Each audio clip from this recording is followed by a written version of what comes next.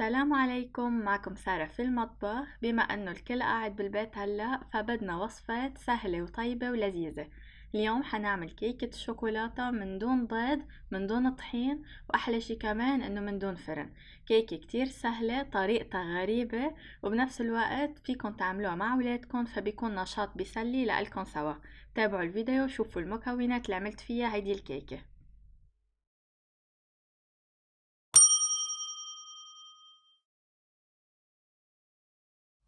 بدنا نبدأ باتنين باكيه بسكوي على نكهة الشوكولا، وزنهم مع بعضهم 370 جرام. بدنا نطحنهم بشكل ناعم كتير. فيكن تستخدموا أي نوع بسكوي انتو بدكن اياه، وكل ما كان النوع أطيب فيه حلاوة فيه شوكولا أكتر كل ما كانت النتيجة حتطلع معنا أطيب. هلأ بعد ما طحناهم ناعم حضيف عليهم ملعقة كبيرة مليانة من الكاكاو البودرة غير المحلى، وما حتكون الملعقة الوحيدة، بدنا نشوف بعدين على النظر ومنضيف. وكمان حضيف ملعقة كبيرة من السكر وملعقة صغيرة من البيكنج باودر.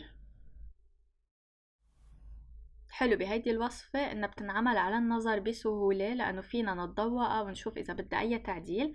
هلأ بدي ضيف كوبين لكوبين ونصف من الحليب السائل بالتدريج. بدنا نضيف وبدنا نخلط.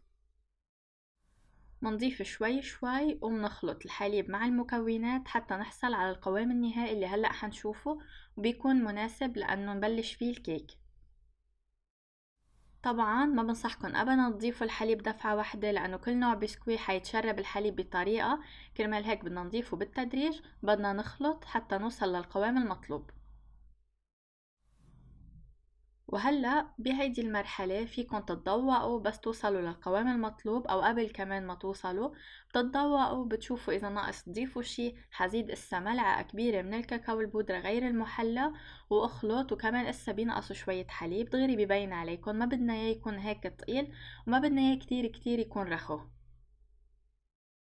هلأ بيحتاج آخر إضافة من الحليب حتى شوي تخليه رخو أكتر. بدنا نوصل لهيدا القوام. شايفين القوام كيف؟ قوام مثل قوام الكيك، كتير منيح، منه كتير رخو ولا كتير تقيل.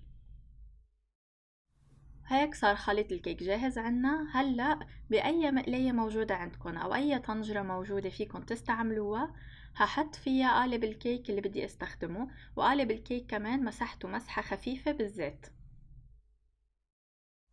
هلأ بعد ما قعد القالب بشكل منيح بنتأكد انه هو بفوت منيح بالطنجرة او بالمقلاية اللي حنستعملها. بنبلش نسكب خليط الكيك وبدنا نوزعه بالتساوي، وهو لحاله كمان حياخد الشكل المطلوب. وهيك بعد ما صب كل الخليط بوزعه بالتساوي على مهلنا بهيدا الشكل حتى يصير كلياته متساوي مع بعضه. هلأ بدي ضيف مي على المقلاية اللي حاطة فيها القالب. بدي ضيف مي شوي شوي حتى نوصل لربع القالب.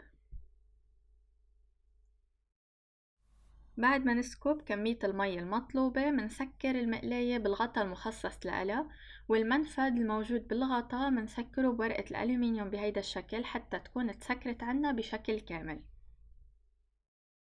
وهلأ بدنا نترك الكيك على نار هادية كتير من دون ما نفتح الغطا لمدة 30 دقيقة. هلأ بهيدا الوقت بدنا نعمل صوص شوكولا اقتصادية وسريعة. بيلزم لنا نصف كوب من السكر، ربع كوب من الكاكاو البودرة غير المحلى، رشة سكر فانيليا. بدنا نخلطهم مع بعضهم. وهلأ بدي ضيف عليهم تلتين كوب حليب سائل. ما تكتروا كمية حليب أكتر من هيك كرمال ما تطلع كتير رخوة. بهيدي المقادير بتحصلوا على صوص كتير كتير لذيذة، مكوناتها اقتصادية وسريعة، بتنفع على الكيكات، طعمها كتير لذيذ. هلأ حطيتها على النار بس تغلي بدي خليها على نار هادية عدة دقايق حتى يبلش يكمش قوامها أكتر. آخر شي بس نوصل للقوام اللي منحسه مناسب، تذكروا انه هي اسا بدها تتقل اكتر بس نتركها شوي تدفى. بضيف عليها ملعقة كبيرة من الزبدة وبطفي النار وبخلط المكونات مع بعضها حتى تدوب الزبدة بالكامل. بحطها على جنب بحرارة الغرفة حتى تدفى شوي بتصير اتقل عندي.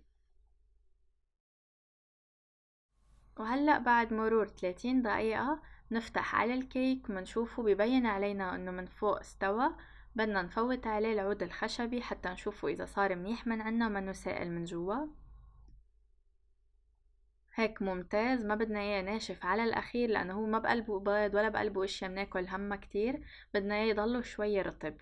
بنرفعه من المقلاية وبنحطه على جنب حتى يدفى. بس يدفى شوي بصير فينا نقلبه. حقلبه على صحن وورجيكم كيف طالع كمان من الجهة التانية. الكيكة متماسكة على بعضها من دون أي بيض، من دون أي طحين، ومن دون فرن كمان. عملنا هيدي الكيكة متماسكة على بعضها. وكمان هلأ حقطعها وورجيكم كيف من جوا. هحط عليها هلأ صوص الشوكولا بعد ما تركنا صوص الشوكولا حتى شوي تدفى، ما تكون كتير سخنة مشان تتقل عنا شوي. شايفين قوامها شو حلو؟ كتير كتير بنصحكن تجربوا هيدي الصوص. بتنفع على كل الكيكات، بتعطي رطوبة حلوة وكمان طعم كتير لذيذ. وهيك صار فينا نعمل كيكة من دون أي مكونات معقدة، بس بالبسكويت من دون أي إضافات كتيرة، من دون بيض، من دون طحين، ومن دون فرن.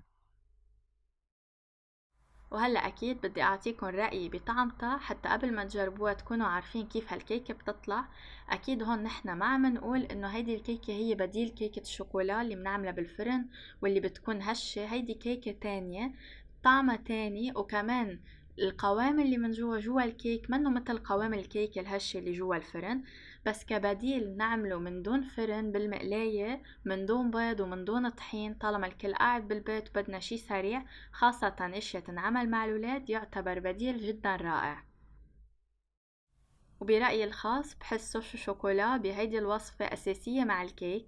كتير بتضيف طعم طيب، بتكمله للكيك، يعني بتحسوها كتير لابقة معه ولازم تنعمل معها كمان. ومثل ما قلت بأول الفيديو، كل ما بدكن الطعم أقوى وطعم الشوكولا كمان أقوى، اعملوا نوع بسكوي، استعملوا يعني نوع بسكوي تكونوا بتحبوه بيكون طعم الشوكولا فيه قوي لأنه هو الأساس بالطعم. إن شاء الله تكون عجبتكن الوصفة، بتمنى منكم تجربوها وتعطوني رأيكم فيها. صحتين وهنا.